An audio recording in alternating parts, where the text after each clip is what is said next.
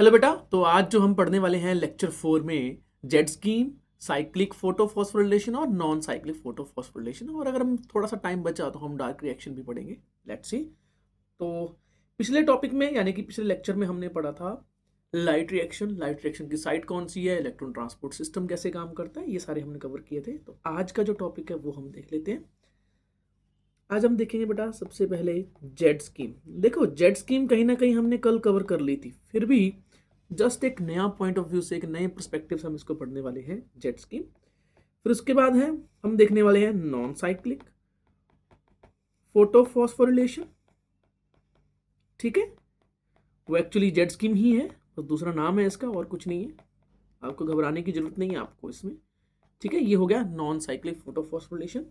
इसके बाद हम देखने वाले हैं साइक्लिक फोटोफॉस्फोरिलेशन। Cyclic photophosphorylation. अच्छा, फोटोफॉस्फोरिलेशन का मतलब क्या है? ठीक है, राइलेशन का क्या मतलब है आप बताओ। क्या इसका नाम जो है वो एटीपी सिंथेसिस के लिए है या फिर NADPH के सिंथेसिस के लिए है, ये आपको बताना है। फोर्थ नंबर पे हम कोशिश करेंगे कि अगर कवर हो जाए डार्क रिएक्शन, जो कि चांसेस कम है क्योंकि 30 मिनट में तो जेट स्कीम, नॉन साइक्लिक और साइक्लिक वाले ही हम कवर करने वाले हैं और इनके बीच में डिफरेंस भी देखने वाले हैं, और जेट स्कीम क्यों नाम पड़ा है वो भी हम देखने वाले हैं। काफ़ी क्वेश्चन आने वाले हैं यहाँ पे। तो सबसे पहले हम थोड़ा सा ओवरव्यू कर लेते हैं जो हमने कल पढ़ा था। कल हमने देखा था कि जो थाइलेकोइड की जो मेम्ब्रेन है, ठीक है, ये थाइलेकोइड की क्या थी? मेम्ब्रेन थी। दिस वन इज थाइलेकोइड की मेम्ब्रेन। और जो इलेक्ट्रॉन ट्रांसपोर्ट चेन के जो कंपोनेंट हैं वो कौन कौन से थे? पहला था photosystem 2, this one is called photosystem 2। फिर उसके बाद है प्रोटॉन पंप जिसका नाम था साइटोक्रोम B6F, और इसके बाद आता है फोटोसिस्टम 1। तो मैंने आपको ओवरव्यू बताया था। यहाँ पे क्या है? ऑक्सीजन इवॉल्विंग कॉम्प्लेक्स, जो किसके साथ अटैच्ड है बेटा? PS2 के साथ अटैच्ड है। ये ध्यान रखना, ये PYQ में आया हुआ है ये वाला कॉन्सेप्ट कि ऑक्सीजन इवॉल्विंग कॉम्प्लेक्स या फिर वाटर स्प्लिटिंग कॉम्प्लेक्स कौन से फोटो सिस्टम के साथ अटैच्ड होता है, ये ध्यान रखना। अच्छा, एक चीज मैंने आपको पिछले चैप्टर में ये भी बताई थी कि हर जो है फोटो सिस्टम का एक छोटा सा एंटीना होता है जिसको हम बोलते हैं लाइट हार्वेस्टिंग कॉम्प्लेक्स। उसका काम क्या होता है? लाइट को एब्जॉर्व करना और ट्रांसफर करना। इसका काम भी है लाइट को एब्जॉर्व करना और ट्रांसफर करना। ठीक है, अब मैंने आपको बताया था कि जो इलेक्ट्रॉन है जो सेंटर से निकलेगा, कौन सेंटर से निकलेगा बेटा? रिएक्शन सेंटर से। रिएक्शन सेंटर से निकल के किसके पास पहुंचेगा? ये एक प्राइमरी एक्सेप्टर के पास पहुंचेगा, और इसके बाद किसके पास जाएगा? ये प्लास्टोक्विनोन के पास जाएगा। ये मैंने कल बताया था, आपको फिर से रिवाइज करवा रहा हूं।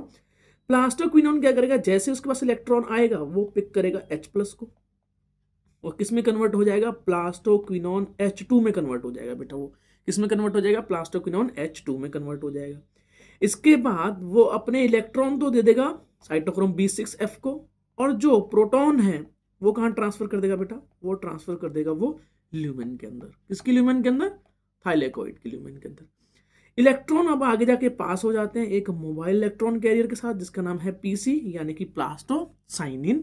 ठीक है, कल मैंने आपसे क्वेश्चन पूछा था प्लास्टोक्विनोन क्या है और प्लास्टोसाइनिन क्या है, दोनों मोबाइल इलेक्ट्रॉन कैरियर हैं। ठीक है, मैंने आपको इस क्वेश्चन पूछा था, होपफुली आपने अच्छे से पढ़ लिया होगा। इसके बाद जो इलेक्ट्रॉन जाएगा किसके पास जाएगा? वो PS1 के पास, उसके रिएक्शन सेंटर के पास। अब जैसे इलेक्ट्रॉन जाएगा उसकी एनर्जी बहुत कम हो जाएगी, तो उसको क्या चाहिए होगी? फिर से लाइट चाहिए होगी। और फिर से लाइट एब्जॉर्व करता है और वो आगे ट्रांसफर होता है। आगे ट्रांसफर होने के बाद वो पहुंचता है फेरोडॉक्सिन के पास। फेरोडॉक्सिन की जो साइट है वो कहाँ पे? आप ध्यान से देखोगे तो वो मेम्ब्रेन के साथ अटैच नहीं है, वो PS1 के साथ अटैच्ड है। इसके बाद एक एंजाइम है जिसका नाम है FNR। FNR का मतलब क्या है? फेरोडॉक्सिन NADP रिडक्टेज। बेटा इसका नाम क्या है? फेरोडॉक्सिन NADP रिडक्टेज। इसका मतलब क्या है? ये किसी ना किसी चीज को रिड्यूस कर रहा है, और किसको रिड्यूस करता है मैं आपको बता देता हूँ। ये रिड्यूस करता है बेटा NADP+ को और साथ में H+। तो जो इलेक्ट्रॉन होते हैं, इलेक्ट्रॉन क्या करेंगे? FNR से होते हैं यहाँ पे। मतलब FNR क्या करवाता है? फेरोडॉक्सिन से इलेक्ट्रॉन को ट्रांसफर करता है NAD+ के पास। NADP फिर कन्वर्ट हो जाता है NADPH में। तो अगर आप, मैंने आपको कल बताया था, आपसे मैंने क्वेश्चन भी पूछा था कि H+ ग्रेडियंट के 3 रीजन कौन कौन से हैं। तो पहला जो रीजन क्या था? ऑक्सीजन इवॉल्विंग कॉम्प्लेक्स में H2O का ब्रेकडाउन होना। इसका ब्रेकडाउन होना? H2O का ब्रेकडाउन होना। उससे क्या होता है, H+ एक्यूमुलेट होते हैं। किसके अंदर एक्यूमुलेट होता है H+ बेटा, ल्यूमेन के अंदर।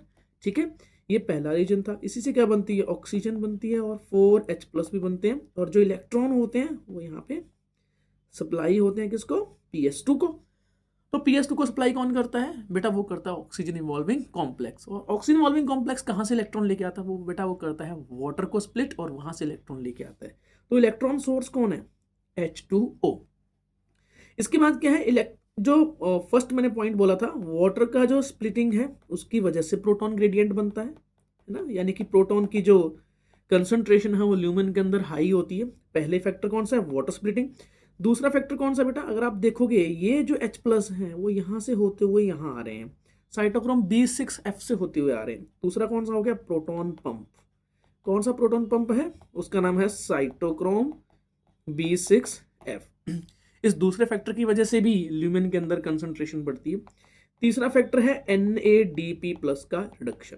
वो क्या करता है, H+ को यूज करता है जो कि स्ट्रोमा में ऑलरेडी प्रेजेंट होते हैं और वो कन्वर्ट हो जाता है NADPH में। इसके बाद आपको मैंने एक और क्वेश्चन भी पूछा था पिछली क्लास में, होपफुली आपने कवर कर लिया होगा उसको।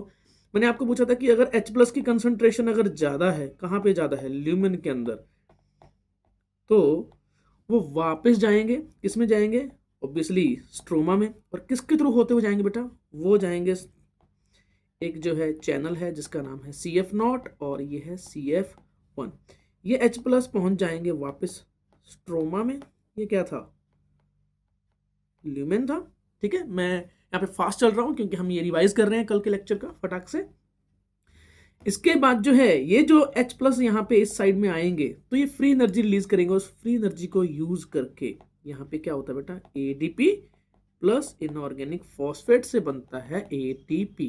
इसको हम क्या बोलते हैं, फोटोफॉस्फोरिलेशन बोलते हैं। फोटोफॉस्फोरिलेशन का मतलब क्या हो गया, फोटोन की प्रेजेंस में फॉस्फेट का ऐड होना ADP के साथ और उससे बनना क्या, ATP। तो ये होता है फोटोफॉस्फोरिलेशन। अब एक चीज ध्यान से देखने वाली बात है जो कि बहुत यहाँ पे जरूरी है, अब यहाँ पे नीट के पॉइंट ऑफ व्यू से बहुत जरूरी है, बहुत फोकस के साथ सुनना है आपको बेटा। यहाँ पे सबसे पहले इलेक्ट्रॉन आया कहाँ से था, यार सस्ता है बट अच्छा है। H2O इलेक्ट्रॉन यहाँ पे आया, इलेक्ट्रॉन डोनेट किसने किए, H2O ने किए। कहाँ से किए, ऑक्सीजन इवॉल्विंग कॉम्प्लेक्स से। ये कहाँ पहुंचे, reaction centre 2 of photo system 2 के पास पहुंचे। रिएक्शन सेंटर कौन सा था बेटा, वो था 680 नैनोमीटर की लाइट को ऑब्जॉर्व करने वाला। आगे इलेक्ट्रॉन किसके पास जाएंगे बेटा, जाएंगे प्लास्टोक्विनोन के पास। फिर प्लास्टोक्विनोन क्या करेगा, ये पहुंचाएगा इलेक्ट्रॉन साइटोक्रोम B6F के साथ। फिर इसके बाद इलेक्ट्रॉन कहाँ जाएंगे, ये जाएंगे प्लास्टोसाइनिन के पास। फिर कहाँ जाएंगे, PS1 के पास। PS1 से होते हुए कहाँ जाएंगे, फेरोडॉक्सिन के पास। और फिर कहाँ चले जाएंगे बेटा, फिर चले जाएंगे NADP+ के पास। तो अगर आपने देखा, ये है इलेक्ट्रॉन सोर्स, इलेक्ट्रॉन डोनर, और ये है टर्मिनल इलेक्ट्रॉन एक्सेप्टर। तो आप देखोगे यहाँ पे जो इलेक्ट्रॉन की जर्नी है वो यहाँ पे कंप्लीट हो जाती है NADP+ के पास। इलेक्ट्रॉन वापस इधर नहीं आता है, नेवर। और इसी वजह से हम इसको बोलते हैं non cyclic theme of electron या फिर non cyclic journey of electron, कि उसका कोई साइकिल नहीं बना है, वो बस एक लाइन में चल रहा है और वो जाके डेड एंड पे खत्म हो जाता है, यानी कि NADP+ के पास जाके खत्म हो जाता है। ठीक है, अब ये वाले जितने भी जो इलेक्ट्रॉन कैरियर हैं, जितने भी इलेक्ट्रॉन कैरियर हैं उसका ना यहाँ पे मैं एक क्या चार्ट बनाता हूँ। ये क्वेश्चन एनसीईआरटी ने बोला हुआ है, इसको हम बोलते हैं रिडॉक्स पोटेंशियल। क्या बोलते हैं बेटा, रिडॉक्स पोटेंशियल। होता क्या है, यहाँ पे है PS2 का रिएक्शन सेंटर और ये है H2O के इलेक्ट्रॉन। H2O के जो इलेक्ट्रॉन होते हैं वो बहुत ही लो एनर्जी के होते हैं। H2O के जो इलेक्ट्रॉन्स होते हैं, ध्यान रखना बेटा, वो बहुत ही लो एनर्जी के होते हैं। इसके लिए उनको क्या करना पड़ता है, उनको लाइट एब्सॉर्ब करनी पड़ती है। ठीक है, तो जो PS2 है वो क्या करेगा, 680 नैनोमीटर की लाइट को एब्सॉर्ब करेगा और यहाँ पे इलेक्ट्रॉन एक्साइट होके, रिएक्शन सेंटर का इलेक्ट्रॉन एक्साइट होके पहुंच जाएगा हाई एनर्जी पे। तो ये वाला जो पॉइंट है इसका मतलब है हाई एनर्जी इलेक्ट्रॉन। तो यहाँ पे इलेक्ट्रॉन जो है हाई एनर्जी पहुंच गया, वो लो एनर्जी से एक्साइट होकर कहाँ पहुंच गया, वो हाई एनर्जी पे। उसने कौन सा जो है लाइट एब्जॉर्व किया है, 680 नैनोमीटर लाइट उसने एब्जॉर्व की है। अब वो कहाँ जाएगा बेटा, वो जाएगा प्लास्टोक्विनोन के पास, और जैसे ही प्लास्टोक्विनोन के पास जाएगा वो एनर्जी कम हो जाएगी। आप देख सकते हो इस लेवल पे देखोगे क्या होगी, एनर्जी थोड़ी सी कम होगी। अब वो पहुंचेगा साइटोक्रोम B6F के पास। हमने पढ़ा था कि जो है रिएक्शन सेंटर PS2 से जो है इलेक्ट्रॉन जाएगा वो प्लास्टोक्विनोन के पास जाएगा, और वो फिर कहाँ जाएगा, वो साइटोक्रोम B6F पे जाएगा। अब साइटोक्रोम B6F पे जाते जाते उसकी एनर्जी और भी डाउन हो जाती है, और वो पहुंचा देता है प्लास्टोसाइनिन को इलेक्ट्रॉन। इलेक्ट्रॉन आगे ट्रांसफर हो जाता है, एक मोबाइल इलेक्ट्रॉन कैरियर है जिसका नाम है प्लास्टोसाइनिन। अब ये कहाँ पहुंचाएगा, ये बेटा इलेक्ट्रॉन पहुंचा देता है रिएक्शन सेंटर 1 के क्लोरोफिल में पहुंचा देता है। अब यहां पे देखो इलेक्ट्रॉन की फिर से एनर्जी क्या होगी, देखो डाउन होगी। आप इस लेवल पे देखोगे ना, ये क्या है, इलेक्ट्रॉन की एनर्जी है बेटा, ये एनर्जी ऑफ इलेक्ट्रॉन, इलेक्ट्रॉन की एनर्जी जिसको कि इलेक्ट्रॉन वोल्ट से हम काउंट करते हैं, ठीक है। और ये पूरा ये जर्नी है, और ये पूरा पूरा क्या है, रिडॉक्स, यहाँ पे XY, यहाँ पे क्या है, ये ग्राफ है, इसका रिप्रेजेंटेशन है, ठीक है। इलेक्ट्रॉन के एनर्जी का रिप्रेजेंटेशन है बेटा। अब यहाँ पे इलेक्ट्रॉन जैसे ही रिएक्शन सेंटर 1 के पास पहुंचा, इसकी एनर्जी फिर से डाउन हो गई। अब क्या करना पड़ेगा, इसको एक और फोटोन एब्जॉर्ब करना पड़ेगा, है ना, फोटोन एब्जॉर्ब करेगा। इस टाइम पे वो कौन से नैनोमीटर का फोटोन एब्जॉर्ब करेगा, 700 नैनोमीटर का। और इसी वजह से इस रिएक्शन सेंटर को हम बोलते हैं, एक मिनट, 700 नैनोमीटर। अब ध्यान से देखोगे, एक इलेक्ट्रॉन था, H2O से चला, रिएक्शन सेंटर जो है 2 के पास पहुंचा, वहां से उसने एक फोटोन को एब्जॉर्ब किया, फिर उसके बाद वो रिएक्शन सेंटर 1 तक पहुंचा और उसने फिर से फोटोन को एब्जॉर्ब किया। तो ये कई बार क्वेश्चन आ जाता है कि जो एक ही इलेक्ट्रॉन है, एक इलेक्ट्रॉन है, वो कितने फोटोन को एब्जॉर्व करता है नॉन साइक्लिक जर्नी में। तो बेटा वो करता है 2 फोटोन की एनर्जी को एब्जॉर्व। ये PYQ आया हुआ है, ध्यान रखना, गड़बड़ मत कर देना। ऑब्वियस बात है, यहाँ पे इलेक्ट्रॉन एक्साइट होगा, फिर से एक्साइट होगा, और वो और ज्यादा एनर्जी में चला जाएगा, ठीक है। अभी और एनर्जी के पास जाके फिर आगे जाके किसके पास ट्रांसफर होगा, फेराडॉक्सिन के पास, और वो फिर किसके पास चला जाएगा, NADP+ के पास चला जाएगा, ठीक है। अगर आप देखोगे यहाँ पे ये क्या था, प्राइमरी इलेक्ट्रॉन एक्सेप्टर था, NCERT इसको मेंशन नहीं करती, उसका नाम है फियोफाइटिन। ये फिर पहुंचेगा प्लास्टोक्विनोन के पास, ये भी इलेक्ट्रॉन कैरियर है। साइटोक्रोम B6F है, ये भी इलेक्ट्रॉन कैरियर है। प्लास्टोसाइनिन, ये भी इलेक्ट्रॉन कैरियर है। फिर उसके बाद रिएक्शन सेंटर के पास पहुंच गया, फिर उसके बाद फिर से यहाँ पे प्राइमरी एक्सेप्टर के पास पहुंच गया, primary acceptor of the reaction centre 1, है ना, फोटो सिस्टम 1। अब किसके पास पहुंच गया, ये फेराडॉक्सिन के पास पहुंच गया, और एट द एंड कहाँ तक चला गया, ये NADP+ के पास चला गया। जो इलेक्ट्रॉन सोर्स है वो H2O है, और जो इलेक्ट्रॉन का जो एक्सेप्टर है टर्मिनल वो कौन सा है, NADP+ है। PYQ है, दोनों लिखो, फटाफट लिखो। यहाँ पे PYQ इस जेड स्कीम में देखो आप पूरा ग्राफ कैसे बना है, जेड जैसा बन गया है ऐसे करके, इसीलिए स्कीम क्या बोलते हैं, उसको जेड स्कीम बोलते हैं। PYQ कौन कौन से पूछे जाते हैं, इलेक्ट्रॉन सोर्स कौन सा है, तो आप बेटा बताते जाओगे मेरे को कमेंट बॉक्स में, मैं आपसे पूछ रहा हूं इलेक्ट्रॉन सोर्स कौन है।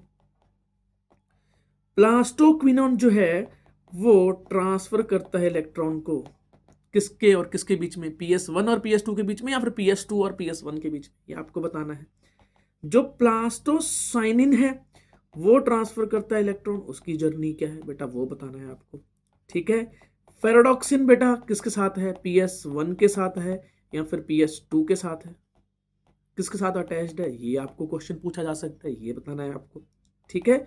ऑक्सीजन इवॉल्विंग कॉम्प्लेक्स किसके साथ है, PS1 के साथ अटैच्ड है या फिर PS2 के साथ अटैच्ड है, ये आपको बेटा आंसर देना है, आपको इसका ध्यान रखना है। ये बहुत PYQs में आए हुए हैं, नीट पॉइंट ऑफ व्यू से, नीट पॉइंट ऑफ व्यू काम करते हैं, इसको NPV कॉन्सेप्ट बोल देते हैं हम। NPV कॉन्सेप्ट का मतलब क्या हो गया, NEET point of view concept.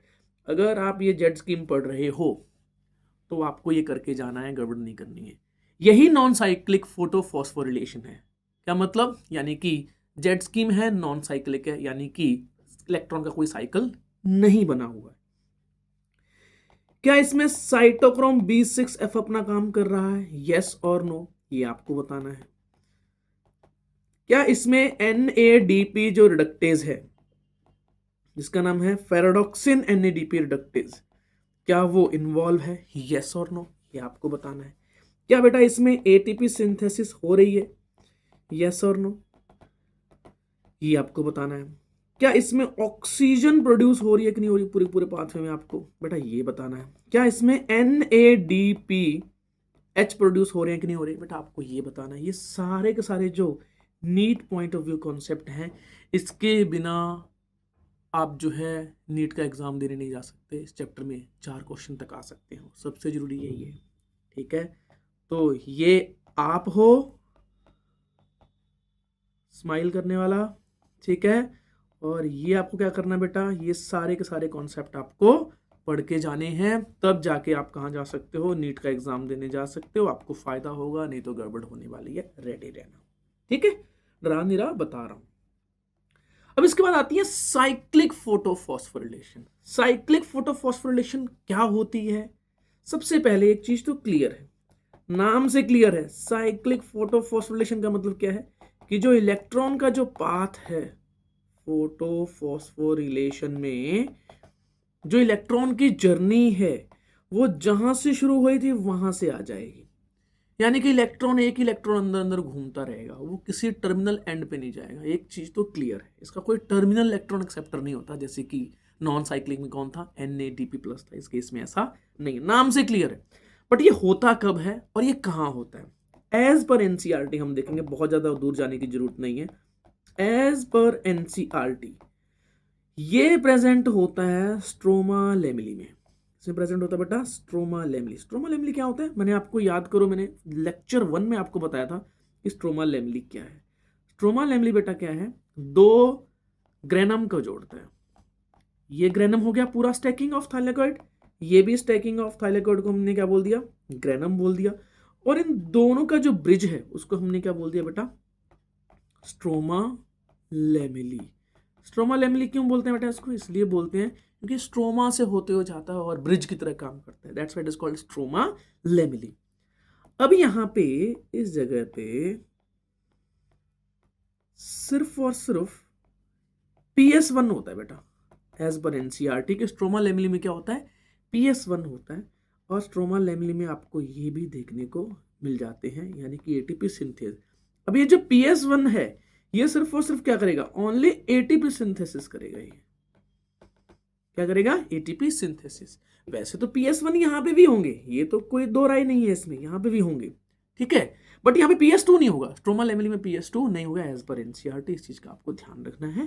तो PS1 यहाँ पे क्या करेगा, ATP सिंथेसिस करता है। लोकेशन कहाँ है इसकी, स्ट्रोमा लेमिली पे। PYQ है, पूछा जाता है। होता कब है ये, व्हेन साइक्लिक फोटोफॉस्फोरिलेशन अकर, कब होता है ये। इसके बाद हम देखेंगे ये होता कैसे है। अभी तो हम ये देखते हैं होता कब है ये। When 680 nanometre is not available, अगर है ही नहीं तो PS2 तो चलेगा नहीं, तो बचेगा सिर्फ कौन सा, PS1 बचेगा। और मैंने आपको बताया कि जो साइक्लिक में सिर्फ और सिर्फ PS1 ही काम करता है, और उसका काम क्या है, ATP सिंथेसिस का काम है बस, और कोई काम नहीं है उसका। NADP सिंथेसिस का काम उसका नहीं है। व्हेन, तो पहले नंबर मैंने क्या बोला, ये कब होता है, व्हेन 680 नैनोमीटर की जो लाइट है अवेलेबल नहीं है। दूसरे नंबर पे when beyond 680 nanometre light is available, only. ठीक है, ओनली ध्यान रखना जरूरी है यहाँ पे बेटा, ओनली ध्यान रखना जरूरी है कि जब 680 नैनोमीटर से ऊपर की ही लाइट हो, उसके नीचे की जो है स्पेक्ट्रम की लाइट अवेलेबल ना हो, तो साइक्लिक फोटोफॉस्फोरिलेशन चलेगा। तीसरे नंबर पे व्हेन ATP इज नीडेड मोर, ध्यान रखना ये इसको NCERT डायरेक्ट शब्दों में मेंशन नहीं करती है। When ATP is needed more for the cell function, यानी कि क्या होता है, ये वाला तो ATP बना रही है, NADPH बना रही है डार्क रिएक्शन के लिए, अगर बाई चांस सेल को भी अगर ATP चाहिए होगी सरप्लस बनाने के लिए, ये साइक्लिक फोटोफॉस्फोरिलेशन काम करता है। अब ये होता कैसे बेटा, वो हम देखने वाले हैं। ठीक है, कैसे होता है वो हम देखने वाले हैं। एक चीज तो क्लियर है कि ये PS1 का ही होगा। PS1 का जो है रिएक्शन सेंटर कौन सा है, 700 नैनोमीटर। ठीक है, ये तभी चलेगा। मान के चलो कि ये फोटोन आ गया, अवेलेबल हुआ, इलेक्ट्रॉन इजेक्ट हुआ इसका, ठीक है, और वो एक प्राइमरी इलेक्ट्रॉन एक्सेप्टर के पास पहुंच गया। ठीक है, उसके बाद किसके पास पहुंचा, ये प्लास्टोक्विनोन के पास पहुंच गया। फिर कहाँ चला गया ये, साइटोक्रोम B6F के पास पहुंच गया। फिर कहाँ चला गया ये, प्लास्टोसाइनिन के पास, और वापस आ जाएगा। आप देख सकते हो वापस फिर से एक इलेक्ट्रॉन क्या करेगा, यहाँ पे एक और फोटोन को एब्जॉर्ब करेगा। तो इलेक्ट्रॉन की जर्नी क्या है, देख सकते हो आप, यहाँ से घूमते हुए प्लास्टोक्विनोन से जाते हुए साइटोक्रोम B6 के पास आते हुए फिर प्लास्टोसाइनिन से होते हुए वापस रिएक्शन सेंटर के पास आ रहा है। तो एक पूरा पूरा साइक्लिक बन रहा है। ठीक है, यहाँ पे क्या है, साइटोक्रोम B6F अपना काम कर रहा है और वो H+ को क्या कर रहा है, यहाँ पे पंप कर रहा है। क्या कर रहा है, यहाँ पे H+ को पंप कर रहा है। और मैंने एक छोटी सी वीडियो भी बनाई थी, प्रोटॉन पंप के ऊपर बनाई थी, प्रोटॉन ग्रेडियंट के ऊपर बनाई थी, कि कैसे H+ पंप से प्रोटॉन ग्रेडियंट बनता है मेम्ब्रेन के अक्रॉस, और प्रोटॉन ग्रेडियंट से कैसे ATP बनती है। ये मैंने आपको एक वीडियो में बताया था, यहाँ पे भी बता देता हूँ। इस केस में सिर्फ जो साइटोक्रोम B6F है वो काम करता है, H+ को ग्रेडियंट को बनाता है, फॉर्म करता है, और उससे सिर्फ ATP बनती है। कहीं भी आपको NADP+ का यहाँ पे रोल देखने को मिल रहा है? नहीं, यहाँ पे कहीं भी NADP+ का रोल यहाँ पे देखने को नहीं मिलेगा। एक चीज और है, जब इलेक्ट्रॉन वापस घूम के आ ही रहा है तो क्या H2O से इलेक्ट्रॉन लेने की जरूरत है? नहीं। अगर H2 से इलेक्ट्रॉन लेने की जरूरत नहीं है तो क्या ऑक्सीजन प्रोड्यूस हो रही है? नहीं। क्या ATP प्रोड्यूस हो रही है? यस। क्या NADP+ यहाँ पे यूज हो रहा है? नहीं। तो NADPH बनेगा? नहीं। तो ये तीन चीजें नहीं बनती। ये PYQ में मेंशन है। ये पूरा जो टॉपिक है ये नीट पॉइंट ऑफ व्यू से बहुत ही जरूरी है बेटा। क्या बताया मैंने? नंबर 1, यहाँ पे क्या हो रहा है, वाटर का ब्रेकडाउन नहीं होता, वाटर स्प्लिटिंग नहीं होती। नंबर 2, यहाँ पे ऑक्सीजन प्रोडक्शन नहीं होता। नंबर 3, ये सिर्फ तभी काम करता है जब 700 नैनोमीटर की ही लाइट अवेलेबल हो। ठीक है, या फिर दूसरे नंबर पे क्या होता है, NADPH इसमें नहीं बनेगा, रिड्यूसिंग एजेंट नहीं बनेगा। फोर्थ नंबर पे इसमें ATP बनेगा। तो ये होता है साइक्लिक फोटो फॉस्फोरिलेशन। अब हम बात करने वाले हैं इन दोनों के बीच में डिफरेंस, जो कि इस बार आने के चांस हैं। जहां तक मैं समझ रहा हूं इस बार नीट में आने के चांसेस हैं इसके। लेट्स सी क्या बनता है। मेरी गेस तो यही कहता है कि यहां से क्वेश्चन जरूर बनेगा नीट 26 में। तो हम डिफरेंस बनाने वाले हैं, टेबल बनाने वाले हैं। है कि नहीं टेबल यहाँ पे कहीं? टेबल तो नहीं है, बट काम करते हैं। बन गया? एक काम करते हैं, नहीं, हम सिर्फ सिंपल लाइन मारते हैं इधर। ठीक है, और ये हो गया, ज्यादा कॉम्प्लेक्स नहीं करेंगे। इधर लिखते हैं हम नॉन साइक्लिक फोटोफॉस्फोरिलेशन। ठीक है, फोटोफॉस्फोरिलेशन। इधर है साइक्लिक फोटोफॉस्फोरिलेशन, फॉस्फो नहीं, फोटोफॉस्फोरिलेशन। ठीक है, पहले नंबर पे क्या हो रहा है, नॉन साइक्लिक में कौन कौन से फोटो सिस्टम अवेलेबल हैं बेटा बताओ? PS2 अवेलेबल है, यस। PS1 भी यहाँ पे फंक्शनल है, यस। ऑक्सीजन इवॉल्विंग कॉम्प्लेक्स बेटा यहाँ पे काम करता है, हाँ करता है। इस केस में सिर्फ क्या है, PS1 ओनली अवेलेबल है। यहाँ पे सिर्फ PS1 ही फंक्शनल होता है, अकेला ही होता है बेचारा ये। क्या यहाँ पे ऑक्सीजन इवॉल्विंग कॉम्प्लेक्स जो है वो फंक्शनल होगा बेटा? नहीं होगा। जब इलेक्ट्रॉन घूम के वापस आ जाता है, घर के बुद्धू लौट के वापस आ रहे हैं, तो बाहर से बुद्धू लाने की जरूरत नहीं है, घर का ही बुद्धू घर पे ही आ रहा है। ठीक है, तो ऑक्सीजन इवॉल्विंग कॉम्प्लेक्स यहाँ पे अवेलेबल है, फंक्शनल है, बट इस केस में फंक्शनल नहीं है। अच्छा, अगर ऑक्सीजन इवॉल्विंग कॉम्प्लेक्स अगर नहीं है, काम कर रहा है सेकंड केस में, तो क्या यहाँ पे H2O ब्रेकडाउन होगा? नहीं होगा। पहले केस में H2O का ब्रेकडाउन होगा, स्प्लिटिंग होगी, यस और नो? यस होगा। इस केस में H2O स्प्लिटिंग होगी? नहीं होगी। तो वाटर स्प्लिटिंग किस में होती है? नॉन साइक्लिक में होती है। ये भी नीट के पॉइंट ऑफ व्यू से बहुत ही जरूरी है, ये लिख देता हूं यहाँ पे, NEET point of view concept है ये वाला। ठीक है, इसके बाद हम आगे बढ़ते हैं। इसके बाद हम देखते हैं क्या यहाँ पे एक्सटर्नल इलेक्ट्रॉन सोर्स है? कौन है? H2O। इस केस में एक्सटर्नल इलेक्ट्रॉन सोर्स है? नहीं है। क्यों जरूरत नहीं है? अरे वापस इलेक्ट्रॉन वापस आ तो गया रिएक्शन सेंटर के पास, उसने डोनेट किया, वापस फिर से घूम के वापस आ गया, ठीक है। तो एक्सटर्नल इलेक्ट्रॉन सोर्स की उसको जरूरत बेटा नहीं है। इसके बाद क्या यहाँ पे एटीपी बनता है? हाँ बनता है, क्योंकि यहाँ पे प्रोटॉन ग्रेडियंट बनेगा। प्रोटॉन ग्रेडियंट कौन बनाता है? By cytochrome B6F complex. इस केस में भी एटीपी बनता है। हाँ बेटा एटीपी बनता है, तो प्रोटॉन ग्रेडियंट यहां पे बनेगा, तभी तो एटीपी बन रहा है। प्रोटॉन ग्रेडियंट अगर यहां पे बन रहा है, किससे बनेगा बेटा? बनेगा by the cytochrome B6F complex, ठीक है। आगे हम बढ़ते हैं, लाइन खींच देते हैं, लाइन लंबी हो गई है, ओके। अब यहाँ पे हम देखते हैं, अगर एटीपी बन रहा है दोनों केस में, तो क्या एटीपी सिंथेस काम कर रहा है?